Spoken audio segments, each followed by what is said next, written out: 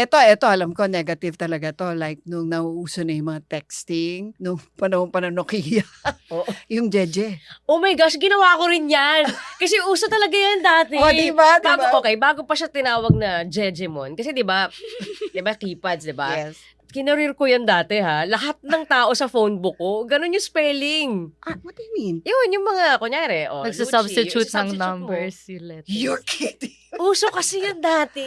It was a So, language hindi siya talaga. masama. Hindi siya masama. Ang naging problema lang, yung pag pinuputol-putol na nila yung words, tapos hindi mo na talaga Hindi mo maintindihan. naman. Oo. What?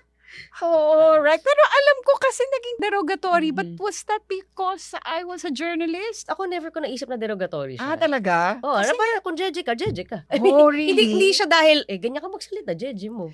Feel ko tuloy napaka-judger namin. Kasi bakit parang all of these terms, parang yung alam ko may derogatory siyang connotation sa Talaga? generation ko.